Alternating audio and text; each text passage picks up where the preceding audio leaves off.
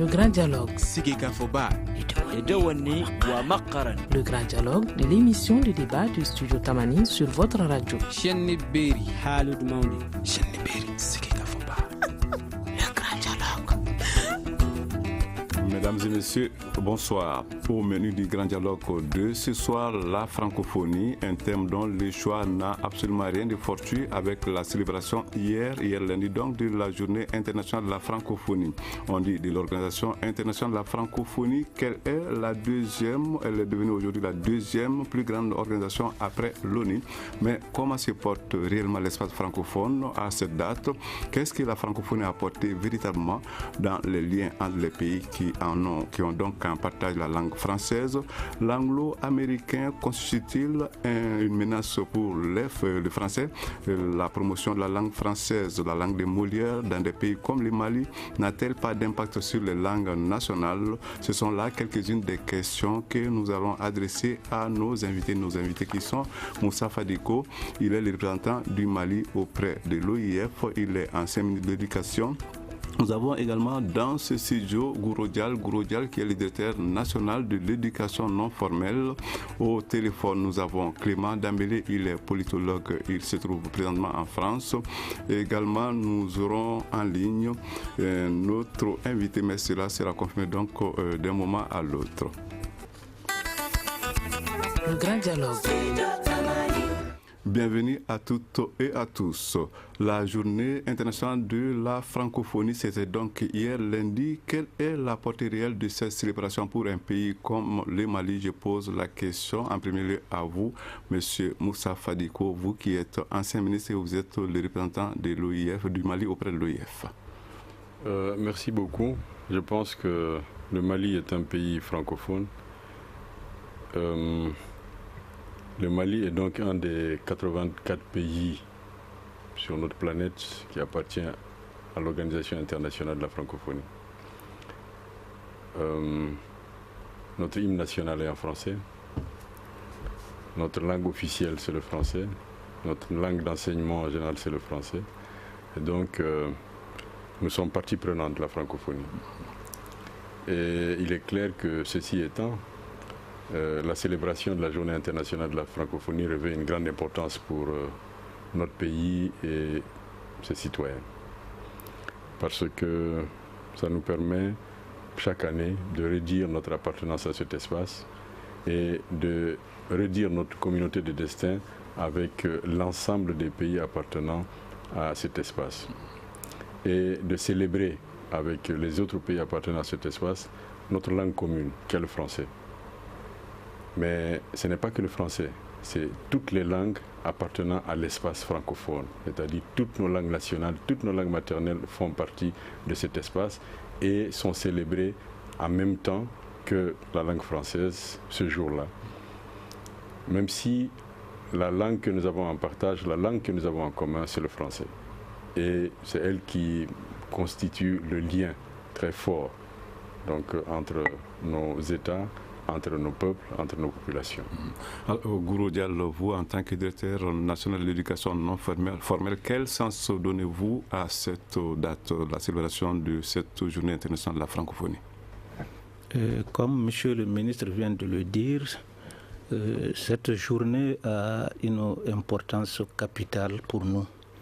Comme il l'a dit, l'espace là, ce n'est pas seulement célébrer le français ou bien la francophonie d'une manière générale, mais ça serait célébrer aussi les autres langues nationales au niveau des différents États. Si je prends un peu l'utilisation de nos langues nationales au niveau de nos écoles, en faisant une comparaison, d'abord à l'école, nous, en notre temps, tout le monde allait à l'école en français. Aujourd'hui, on est en train d'expérimenter les langues nationales. Ces expériences ne vont pas sans le français, parce que le français qui était là, qui constitue une base dans le domaine de la connaissance. Donc toutes les connaissances pour nous aujourd'hui partent de ce français. Donc ce français-là est indispensable pour nous dans le domaine de la communication entre les peuples même, entre les différents groupes ethniques. Par exemple, un Songhai, un Peul qui ne peut pas communiquer dans leur langue maternelle communique forcément par le français. Donc le français n'est pas une langue étrangère pour nous, ça fait partie déjà de notre culture et ça rentre dans notre système éducatif. Et on est obligé de compter avec ça, même en voulant développer les langues nationales. Nous avons donc en ligne Doumbouya Fakoli, il est le président de la Ligue des écrivains du Mali. Dites-nous, monsieur Fakoli, comment est-ce que vous appréciez la célébration de cette journée internationale de la francophonie comme événement? Oui, d'abord une petite correction. Je suis plus le président du Rassemblement pour la réhabilitation de la religion négro-africaine. Je suis d'abord ça avant d'être le président de la Ligue des écrivains. C'est noté, c'est noté. Moi, je veux apporter une petite précision. Les Français sont francophones. La France est francophone. Tout le monde parle le français. Nous sommes des pays d'expression française. C'est une minorité qui parle le français. Il ne faut pas étaler, il ne faut pas généraliser. Il faut faire cette différence-là. Les Français sont bien francophones, ils sont tous français, parlent français. Nous, c'est une minorité qui parle le français, donc nous sommes d'expression française. Le problème, il n'est pas là. Le problème est tout simplement qui gagne dans la francophonie. À l'évidence, c'est la France qui gagne dans la francophonie, puisque tous les pays africains s'allient à la France pour parler sa langue et permettre à sa langue de devenir une langue internationale pratiquement au même niveau que l'anglais. Donc c'est la France qui est gagnante dans tout ça. Les pays africains, on nous dit que ça nous permet d'échanger entre nous. Mais on oublie très vite qu'avant que le français ne vienne, avant que les langues coloniales ne viennent, on échangeait déjà entre nous. Il y avait des langues d'empire.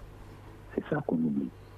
C'est-à-dire, moi, je pense simplement que les Africains ne veulent pas accomplir l'acte courageux qui consiste tout simplement à essayer de rallier notre culture, de l'arrimer à une langue nationale ou à une langue africaine en tous les cas. Parce que quand vous vous appropriez une langue, vous vous appropriez l'univers de cette langue-là. Mais l'univers culturel français n'est pas pareil que l'univers culturel africain. Il y a des différences fondamentales. Mais donc on s'approprie les réalités de la langue française qui ne sont pas les nôtres. Il y a des mots de la langue française qui ne sont pas une réalité chez nous. Aucune langue jamais n'a été en panne de mots pour inventer en tout cas un mot pour désigner une réalité qu'elle a vécue. Donc si dans les langues nationales, il y a certains mots qui n'existent pas, ça veut dire que nous n'avons jamais vécu ces réalités-là. Or, maintenant, on nous a imposé des réalités qui n'étaient pas les nôtres, comme par exemple prison, comme par exemple prostitution, comme par exemple homosexualité. Et quand des mots de chez nous, les bolis, ils vont vulgairement dire que ce sont des fétiches, ça n'a rien à voir.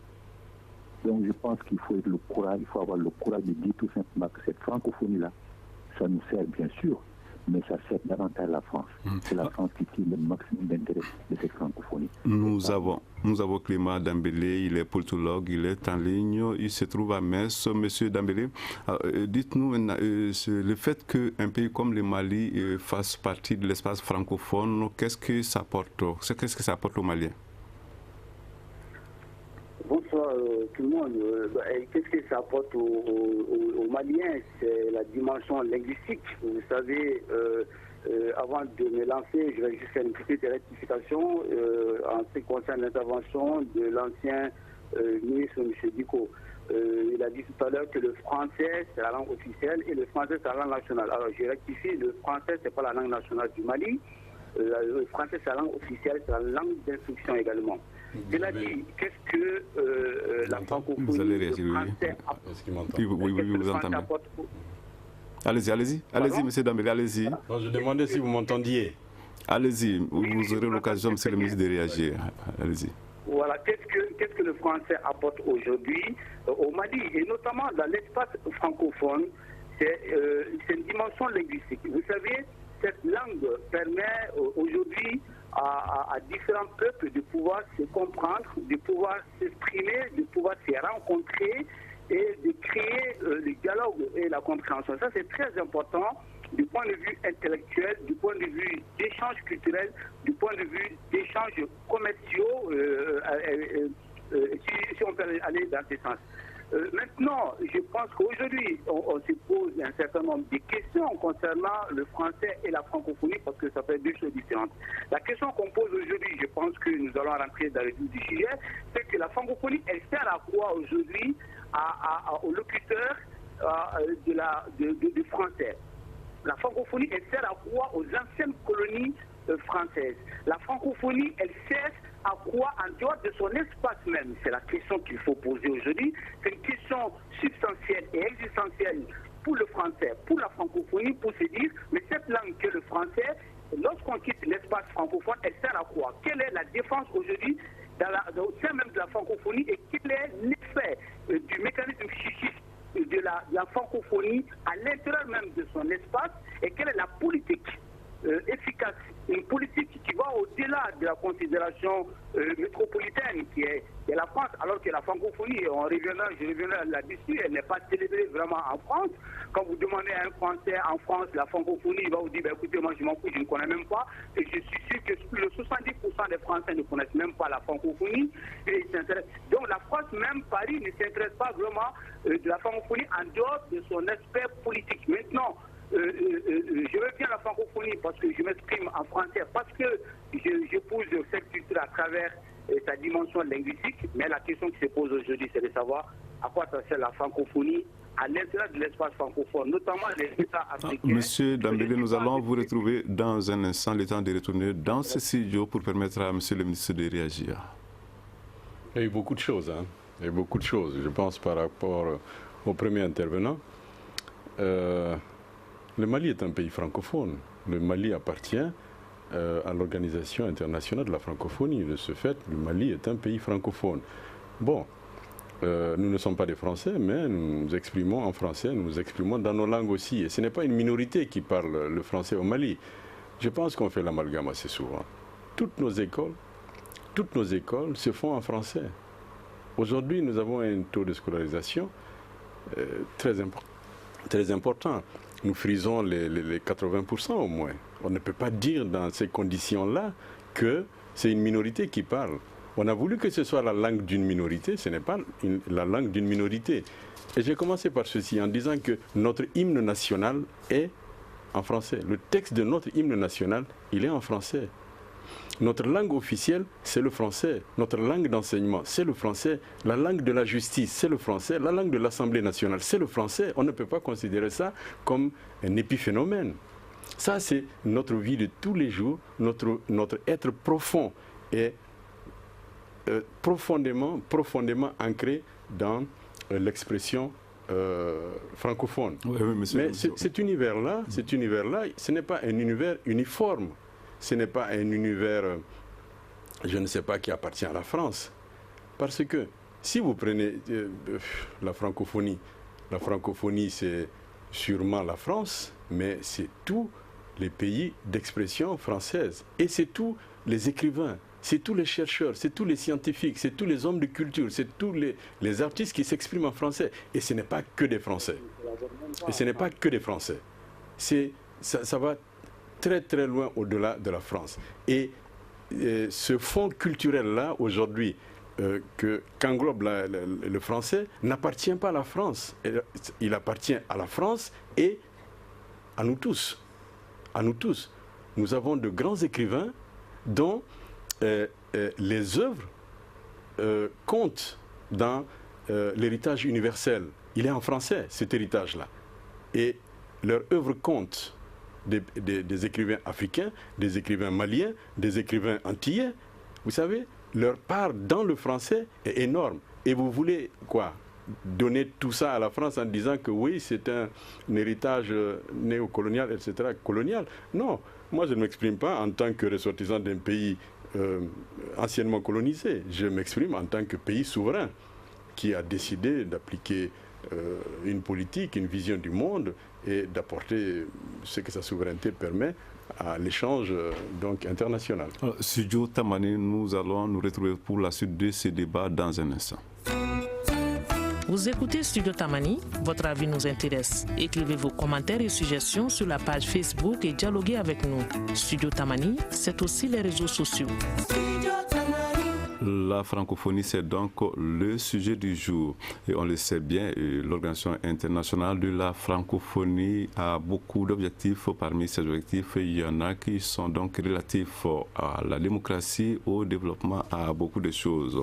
Alors, je disais que l'OIF, quand même, est considéré comme la deuxième plus grande organisation internationale après les Nations Unies. Mais on sait que parmi les pays membres de l'Organisation internationale de la francophonie, notamment en Afrique, il y a beaucoup de pays qui sont confrontés à des situations de crise. En tant qu'organisation, une organisation aussi importante que cela, l'OIF a pu apporter quoi? Est-ce que l'OIF a pu prouver qu'elle est à même quand même de trouver des solutions pour tenter de résoudre ces problèmes? Je pose la question à vous, Guru Dial. Bon, moi je crois que c'est difficile de dire que l'OIF a apporté quelque chose ou n'a pas apporté quelque chose dans la gestion des crises dans l'espace francophone. Bon, les crises aujourd'hui sont un peu généralisées dans les pays sous-développés. Bon, si l'on analyse un peu ces situations de crise, qu'est-ce qui est à la base en réalité? Moi, je pense que c'est surtout le sous-développement. Comment éviter les crises? Comment sortir du sous-développement? Donc moi, à mon avis, il faudrait passer forcément par un développement plus ou moins équilibré, par un changement de relations entre développés et sous-développés, les pays sous-développés, entre, comment dirais-je, les Africains, par exemple, et puis peut-être l'Europe, particulièrement dans la francophonie, qui est un espace assez large, des pays d'expression française, mais un peu sous le contrôle politique de la France dans ce domaine. Je voudrais dire, par exemple, concernant la gestion de ces crises-là, si l'on prend le Mali, la France a joué un rôle assez important dans ce domaine, dans la gestion des crises. L'intervention au niveau de leur intervention à tous les niveaux jusqu'à ce jour. Donc la France a joué un rôle très important dans le maintien de la paix chez nous et ailleurs, en RCA, au Congo et ensuite dans beaucoup d'autres pays. Donc la France quand même a joué un rôle très très important en tant que France et sous la tutelle peut-être des Nations Unies, sous la grande couverture des Nations Unies. Donc la France en tant que représentant, je ne sais pas, d'un État, en tant qu'élément de la francophonie, a joué un rôle très important. Donc dans cette gestion de crise, je pense qu'elle est assez importante. Nous avons, je le rappelle, Doumbi Fakoli qui est en ligne. Alors, dites-nous, M. Doumbi Fakoli, on l'a dit tout de suite, il y a beaucoup de pays membres de l'OIF qui sont quand même en crise, notamment sur le continent africain. Alors, la francophonie, en tant que même quantité, est-ce qu'elle n'a pas apporté quelque chose par rapport à la résolution de ces crises, au-delà du facteur linguistique? Non, franchement, on ne voit pas du tout ce que la francophonie, ce que l'OIF a pu apporter au développement de l'Afrique, à la stabilisation de l'Afrique. Les crises sont multiples, on a dit, de temps en temps elle est intervenue. Mais pour revenir à ce que M. Ducrot a dit en parlant du Mali comme étant un pays francophone, je dis à M. Ducrot, et ça c'est une réalité incontournable, c'est une minorité qui parle le français dans nos pays. Quand on veut gérer une crise, nous avions des phénomènes, des techniques de prévention de crise, des techniques de gestion de crise. Les anciens sont là, les anciens qui sont dans les villages, mais pourquoi on ne les associe pas? Parce qu'ils ne parlent pas français. Donc on donne ce rôle-là important à une minorité qui parle français et qui ne peut pas résoudre nos problèmes. Donc le Mali n'est pas un pays francophone, le Mali est un pays d'expression francophone. Oui, Doumbi Fakoli, il y en a quand même qui avancent un chiffre. On parle de plus de 2 millions de Maliens qui savent s'exprimer en français. Qui s'expriment en français, mais le Mali a combien de millions d'habitants? Plus de 10 millions. 2 millions, c'est quoi? C'est une minorité. Dans tous les pays d'Afrique, c'est comme ça. Non. Les pays de l'Afrique, ça parle. Oui, vas-y. Non, je ne crois, honnêtement, honnêtement, je ne crois pas que ce soit une minorité, même si je n'ai pas dit que le français est une langue nationale, comme le prétendait M. Clément Dambélé. Moi, je considère le français comme une de nos langues nationales, c'est-à-dire il n'y a rien à faire. elle fait partie de notre être profond. Mais ce n'est pas une minorité et ce n'est pas... l'élite dans un pays ne peut pas être considérée comme une minorité parce que c'est quand même la minorité agissante. Mais au-delà de cette minorité, je dis encore une fois, notre école c'est en français. Notre école c'est en français et ça fait depuis les indépendances, depuis avant les indépendances que nous avons commencé à aller à l'école. Et aujourd'hui, je dis, le taux de scolarisation est au-delà de 80%. On ne peut pas considérer ça comme une minorité dans un pays. Et 2 millions sur 10 millions, ce n'est pas une minorité en termes de porteurs de langue, en termes de locuteurs. Ce n'est pas une minorité. Et cette minorité, elle a un rôle tellement important. Elle a un rôle tellement important. Elle définit tellement de choses dans la vie de notre nation qu'on ne peut pas la considérer comme une minorité, un épiphénomène. Alors, nous allons permettre donc à M. Doumi Fakoly de réagir avant de donner la parole à Clément qui se trouve en France. Voilà, bon, on ne va pas, disons, chipoter sur minorité majorité. C'est pas ça, c'est pas le problème, il n'est surtout pas ça. Le problème, c'est que quand vous vous appropriez une langue, vous vous appropriez la culture de cette langue-là. Nous ne sommes pas des Français, nous ne serons jamais des Français. Ce n'est pas dans notre âme, contrairement à ce que M. Diko a dit. Le français n'est pas dans notre âme. M. Diko ne me connaît pas. M. Diko, j'ai écrit 40 livres en langue française, 40 livres. J'ai même été, je suis même récompensé par Chirac d'un diplôme, je ne sais plus comment ça s'appelle encore, parce que je m'exprime en français. Mais je rends service à la France, moi. C'est un service que je rends à la France. Nous, écrivains, nous rendons service à la France en utilisant sa langue pour en faire une langue internationale. En revanche, qu'est-ce que nous avons? Mais nous n'avons rien, à part peut-être des reconnaissances que nous donnons, chevalier de la nationale du mérite, des choses comme ça. Donc, nous disons ce que nous faisons, c'est un service que nous rendons à la France pour lui permettre d'avoir une langue qui rivalise avec les autres langues. Depuis que nous sommes rencontrés avec lui, avec elle, plutôt la France, nous suivons nos enseignements, nos cursus en langue française, mais cela ne veut pas pour autant dire que nous sommes des Français. Cela ne veut pas pour autant dire que la langue française est devenue une langue que nous avons intégrée. Nous ne l'avons pas intégrée. Nous l'utilisons, mais nous ne l'avons pas intégrée. Parce que nous ne vivons pas comme les Français. Leurs réalités ne sont pas nos réalités. À part, encore une fois, une minorité qui s'identifie à la France, une minorité qui pense qu'elle est effectivement intellectuelle, donc elle est au-dessus des autres.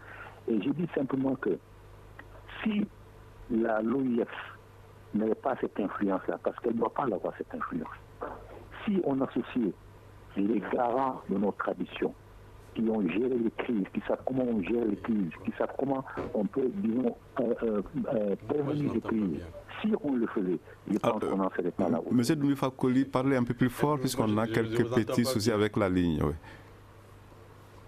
Dans tous les cas, on va vous retrouver dans un instant le temps d'essayer de voir comment est-ce que cela va mieux marcher. Maintenant, nous allons en France retrouver Clément Dambélé, qui est donc politologue. Monsieur Dambélé, dites-nous, l'OIF a-t-elle permis à ces pays membres, notamment ceux d'Afrique, d'être mieux intégrés économiquement et culturellement? Mieux intégré économiquement, je dirais non, parce que quand on compare les États de l'OIF au Commonwealth, on voit quand même la différence entre les pays francophones et les pays anglo-saxons. La différence, je ne pense pas que l'ex-ministre me dira le contraire, M. Diko. Mais permettez-moi quand même, parce que c'est très important cette émission, que les gens comprennent quelque chose.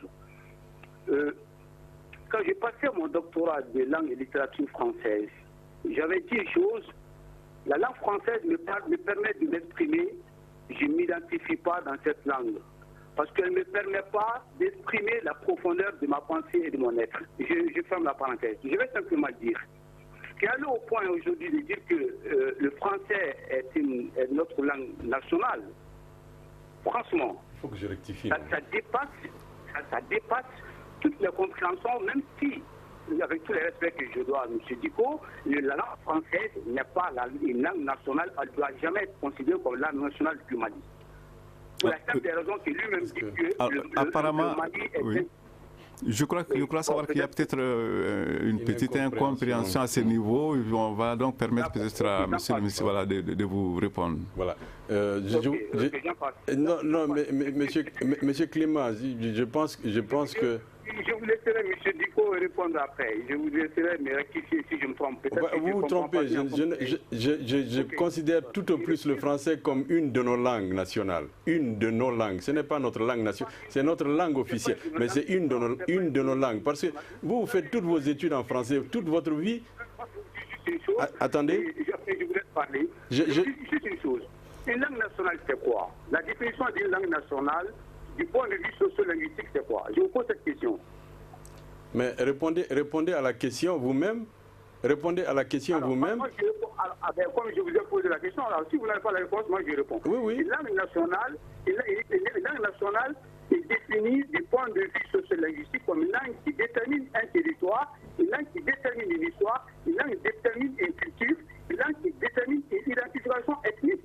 Mais vous ne pouvez pas considérer la langue française comme étant une des langues nationales du Mali. Ça pose un problème quand même de la considération de l'histoire, la considération de la culture, la considération de la langue malienne et le français parlé par quelle ethnie au Mali. Et ça ne répond pas à tous ces critères. Mais justement, tous les sociolinguistes vous diront que la langue française ne peut pas être considérée comme une des langues nationales du Mali. Comme le sujet n'est pas sur ça, on est sur la francophonie, continue avec la francophonie. Continuez avec la francophonie, mais vous, sociolinguistes, dites-moi, quand la langue de votre hymne national, qu'est-ce que vous avez de plus sacré que votre hymne national? Quand votre langue d'enseignement, quand votre langue officielle, quand votre langue de l'Assemblée nationale, quand votre langue de la justice, de l'administration, c'est une langue, comment est-ce que vous pouvez la considérer autrement que comme étant votre langue nationale? Toutes les ethnies du Mali parlent cette langue. Et au-delà de nos ethnies, bon, c'est tout le monde qui parle. Bon, mais il ne s'agit pas de ça. Je voudrais dire aussi à M. Fakoli, que je le connais, sur la quarantaine de livres qu'il a écrits, j'en ai lu certainement au moins un. Mais je voudrais lui poser la question de savoir comment est-ce qu'un homme qui a consacré sa vie à écrire une quarantaine de livres peut considérer cette langue comme un épiphénomène dans sa vie. Combien de livres vous avez écrits dans une autre langue? Alors, si Doumbi Fakoli souhaite répondre à cette question, on va vraiment lui donner la parole, le temps de revenir à vous, M. Dial. Oui, moi, pour aller dans le sens de M. Clément Dembélé, je crois que c'est M. Clément Dembélé, je dis que la langue nationale, c'est la langue maternelle ou la langue paternelle. Le français n'est ni notre langue maternelle, ni notre langue paternelle.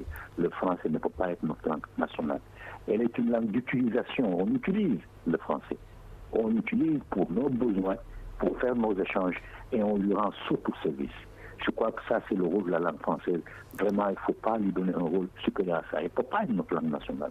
Parce qu'elle n'est pas notre langue maternelle, elle n'est pas notre langue paternelle, elle ne véhicule pas notre culture. Vous avez écrit combien de livres dans votre langue maternelle? Non, attendez, le problème... Si, mais répondez à ça peut-être. Vous avez passé tout votre temps à écrire dans une langue et vous dites que ce n'est pas votre langue.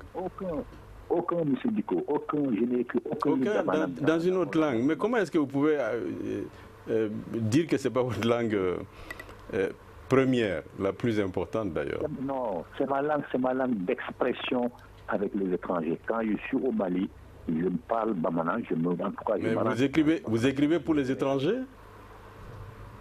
Non, j'écris... Vous écrivez pour les étrangers? Vous n'écrivez pas pour les Maliens? Monsieur Diko, j'écris pour les Africains. Toutes mes œuvres, moi, tous mes écrits s'adressent essentiellement à la communauté noire d'Afrique et de la diaspora. Mais pourquoi vous ne l'écrivez pas dans votre langue?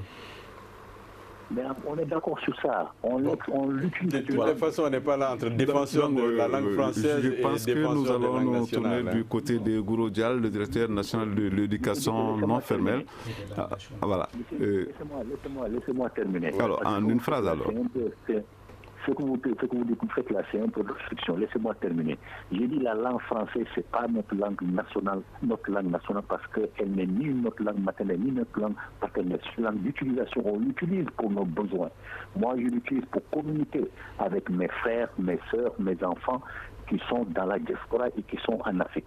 Parce que c'est le langage commun ou l'écriture commune qu'on comprend. Mais nous savons très bien que c'est une écriture qui nous a été imposée. J'ai parlé de langue d'empire. S'il n'y avait pas la colonisation, aujourd'hui, on n'aurait pas de langue d'empire. Nous avons la première écriture qui est listée au monde, et la première langue, ce sont les hiéroglyphes. Ça nous appartient, les médonnétaires, on les appelle. C'est nous qui avons écrit les premiers textes sacrés, par exemple. 1000 ans plus anciens que l'Ancien Testament, 2000 ans plus anciens que le Nouveau Testament et 3000 ans plus anciens que le Coran. Doumbouya Fakoly, nous allons vous retrouver dans un instant. Nous allons observer une courte pause avant de poursuivre cette émission. Une réaction, un avis, un commentaire. Réagissez sur la page Facebook de Studio Tamani et restez connectés avec nous. Studio Tamani sur les réseaux sociaux pour vous faire entendre. La francophonie, je le rappelle, c'est donc le sujet du jour. À présent, nous allons nous tourner du côté de vous, Ouro Dial. Vous êtes le directeur national de l'éducation non formelle et des langues nationales. Alors, cette question à vous donc. La francophonie aura-t-elle tout au moins permis de donner quand même plus de visibilité aux pays africains qui en sont membres? Bon, plus de visibilité, c'est un peu aussi complexe à exprimer comme idée. Je crois que le français et la francophonie, d'une manière générale, peuvent être utilisés comme des moyens d'expression ou bien comme des lieux d'expression pour les francophones d'une manière générale. Donc la visibilité par rapport à quoi? La visibilité par rapport au développement, la visibilité par rapport à la science, la culture d'une manière générale. Bon, la culture est orientée d'une manière... Bon, pas seulement le français, si vous voyez un peu, dans les cercles francophones, il y a des expressions, beaucoup d'expressions qui se font en français, beaucoup d'artistes s'expriment en français, et c'est soutenu très souvent par, je ne sais pas, des centres français qui sont à travers ces pays francophones. C'est souvent, si les États eux-mêmes ne peuvent pas soutenir les artistes d'une manière générale, c'est toujours soutenu plus ou moins par, bon, je ne dirais pas la francophonie, mais le plus souvent peut-être par les centres français, les centres culturels français le plus souvent. Si vous voyez un peu comment ça s'exprime un peu. Bon, dans le domaine de l'écriture, c'est la même chose. Quels documents, quels romans sont écrits? S'il y a des rencontres plus ou moins régulières, le lancement des littératures des pays, je ne sais pas quoi, comment dirais-je. Si vous voyez, comment je voudrais dire, c'est la francophonie d'une manière générale quand même. Ça permet l'expression quand même de la culture d'une manière générale. Je veux dire bien que la France soutient, pas seulement la francophonie, c'est la France, je veux dire, qui soutient un peu tous ceux qui veulent s'exprimer dans le domaine du français. Voilà, merci. Alors, Clément Dambélé, il y a quand même des critiques de la francophonie. On en a entendu certains dire, par exemple, que cette francophonie n'est autre chose qu'une façon pour la France de tenter de retrouver son influence d'antan sur un certain nombre de pays. Comment est-ce que vous appréciez cela? Je ne veux pas aller jusqu'à ce niveau. Vous savez, il faut être objectif. Il ne faut pas considérer la francophonie comme un outil de colonisation. Ça, c'est pas vrai. Ça relève de la psychose totale. Le français ou la francophonie, la politique de la francophonie, elle est certes insuffisante. Et il y a beaucoup de choses à dire là-dedans. Mais aller jusqu'à penser que c'est une espèce de coupole de la continuité de la colonisation, et cela n'est pas vrai. Vous savez, le français, la langue française, elle est rentrée dans un moment, elle a croisé notre histoire, pour reprendre Aimé Césaire. Elle a croisé notre histoire et elle a continué avec notre histoire. Elle n'est pas une partie intégrante de notre histoire, elle continue de façon parallèle avec notre histoire. Et aujourd'hui, si la France continue avec la francophonie et les Anglais font la même chose, les Espagnols font la même chose et les Chinois font la même chose. J'étais en Chine à un colloque il n'y a pas longtemps. C'est des gens qui vous venez en Chine, vous ne voyez pas, on n'écrit pas en anglais, on n'écrit pas en français ni en espagnol, on écrit seulement en chinois. Et tous les États ont besoin de promouvoir les cultures au-delà des territoires. Mais il n'est pas vrai aujourd'hui de dire que voilà, la francophonie, c'est une espèce d'arme que la France utilise pour continuer à avoir la même mise sur les États francophones. Ça, c'est faux, parce que quand vous allez au Québec, quand vous allez au Canada, quand vous allez en Belgique, on parle français, en Suisse, on parle français, il y a d'autres pays, il y a plein d'autres pays où la France ne peut pas dire aujourd'hui avoir la main sur l'autonomie de ces pays. ce sont des États qui parlent français, qui font la promotion de la langue française. Mais il faut qu'on aille plus en profondeur, si vous me permettez, qu'on puisse critiquer la francophonie, qu'on puisse dire aux défenseurs de la francophonie qu'il y a des insuffisances, aux défenseurs de la francophonie, que la politique même de la francophonie est à remettre en cause, qu'aujourd'hui il faut balayer une grande partie de cette politique qui relève d'une vieille lune qui n'a plus raison d'être, et qu'au XXIe siècle, on ne peut plus continuer avec cette politique de considérer une langue comme étant une identité culturelle à part entière et que nous devons nous vanter de cela. Ça, c'est faux. Notamment le cas de l'Afrique qui est un cas spécifique dans le cadre de la francophonie. Mais en dehors de l'aspect linguistique, la francophonie aujourd'hui n'apporte plus grand-chose à ces États francophones qui sont quand même parmi les États les plus pauvres de l'Afrique. Et pour terminer cela, je vais simplement vous dire une chose et je répète et je réitère, que la langue française est aujourd'hui considérée, et depuis la colonisation jusqu'à aujourd'hui, comme étant la langue de l'élite. C'est pas la langue nationale. Merci, monsieur Dambélé. Nous retournons dans ce studio. Nous allons retrouver monsieur le ministre. Monsieur le ministre, que répondrez-vous à ceux-là qui disent tout de même quand même que la francophonie est un instrument au service de la France? Non, moi je pense qu'il faut se séparer de ces vieilles idées, de ces vieux concepts qui sont les résultats de notre histoire, qui n'a pas été toujours une histoire lisse avec la France. C'est vrai, la rencontre s'est faite de façon brutale et nous étions en position de faiblesse. Mais on ne peut pas continuer de réagir tout le temps comme si on était toujours en position de faiblesse. Le Mali est un État souverain. S'il adhère à la francophonie, il adhère de façon souveraine. Personne ne lui dicte sa conduite. Personne ne lui dit ce qu'il a à faire. C'est un État souverain qui mène sa propre politique, qui a ses propres aspirations et qui ne demande pas à la France ce qu'il faut faire. Maintenant, il est clair que la francophonie nous permet d'être en contact avec le reste du monde. La langue nous le permet. La langue, ce n'est pas la langue des Français, c'est notre langue à nous tous. C'est la langue que nous avons en partage. L'Algérien l'a bien dit, c'est notre butin de guerre.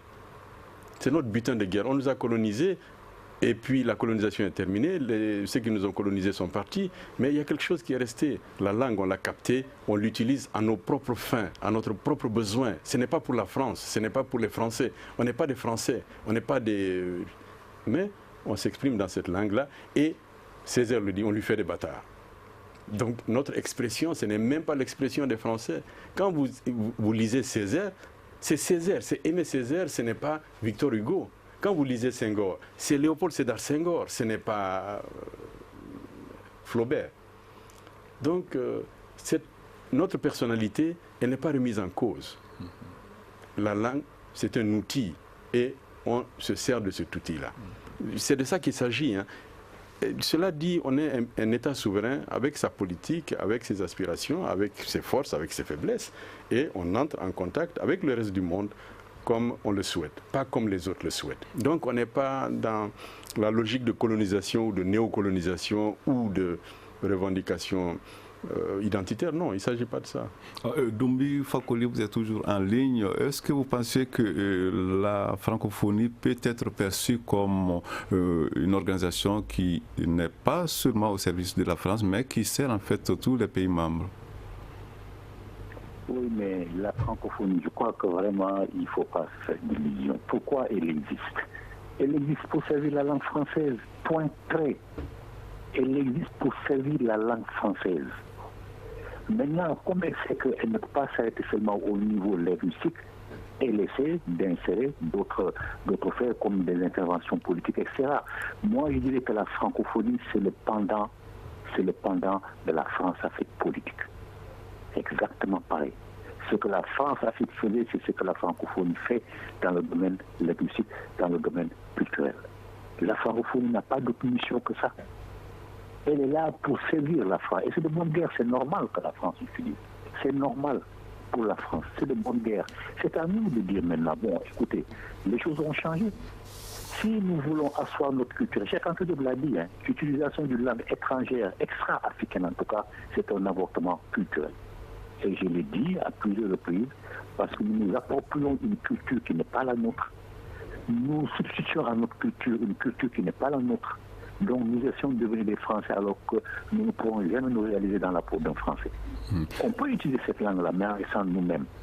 Monsieur le ministre a cité Césaire, a cité Senghor. Effectivement, c'est Senghor plus que Césaire, parce que Césaire est de la diaspora. Césaire connaît un peu moins l'Afrique, même si elle parle de ses ancêtres Bamana.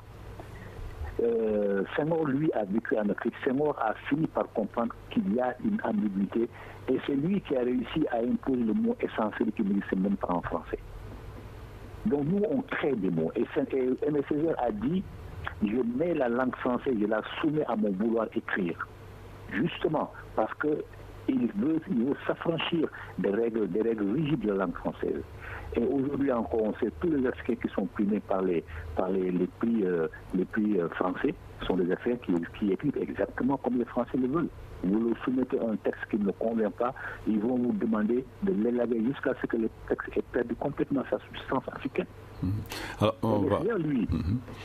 Oui. Voilà. Nous allons tenter un dernier tour de table puisqu'il reste quand même très peu de temps. Alors, cette question à vous d'abord, Gourou Dial. Est-ce que l'anglo-américain, la langue anglaise, donne toujours des soucis aux Français, aux francophones?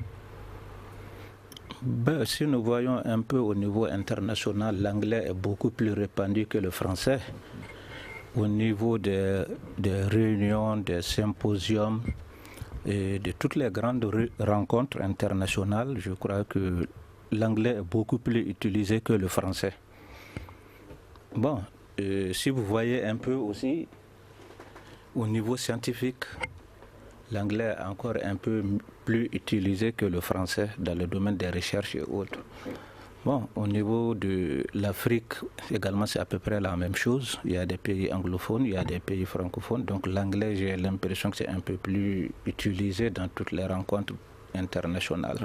Voilà. Bon, vous terminez donc donc avant de terminer, je vais dire quand même que je vais rappeler le français. On peut l'utiliser comme un tremplin pour développer aussi nos langues nationales. C'est une science, c'est une connaissance qui est là. Donc c'est un trésor qu'on peut exploiter. Donc c'est pas parce qu'on n'est pas français qu'on ne peut pas profiter de la langue qu'on connaît déjà, c'est-à-dire le français qu'on a hérité de la colonisation, le français qu'on a appris à l'école. C'est une science, voilà, c'est une connaissance, c'est une culture. Nous partons une dernière fois en France pour retrouver donc Clément Dambélé. Clément Dambélé, il fut un moment où on parlait de la langue française comme la langue de la diplomatie internationale. Il s'avère que ce n'est plus le cas, ça veut dire que l'anglais est bien là.